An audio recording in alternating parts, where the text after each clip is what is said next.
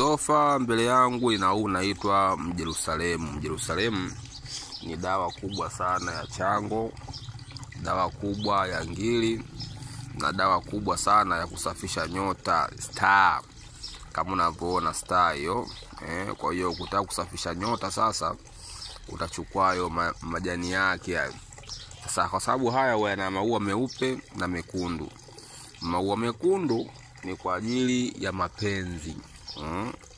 Unaweza kuchukua maua yako mekundu, basi ndugu yangu ukayakausha vizuri, ukishakausha ukayasagasaga, ukapata unga wake, ukachanganya na maji ya kukoga, ukao unanuilia, unanuilia kwa kila jambo unalihitaji ama unapohitajia kwenda, ukahitajia kama swala mapenzi, yaani mambo yote ya mapenzi ukahitajia. Kwa hiyo maua mekundu, ila kama maua yake meupe yale ndio kama swala ya mvuto, kusafisha mambo yako, na unaweza ukatwanga twanga, ushatwanga twanga.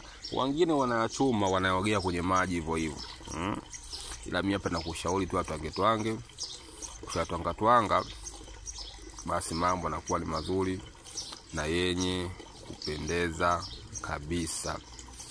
Mambo yanakuwa ni safi na yenye kupendeza. Mambo ni mazuri. Chukua kwenye chango, unaweza kutumia mizizi yake kwenye kuchemsha. Chango hadi na mizizi yake chemsha, kuchemsha kunywa. Mambo utayaona yanapokuwa mazuri na yenye kupendeza. Jitahidi kutumia huu nini? Mjerusalemu. Dawa kubwa sana. Dawa kiboko.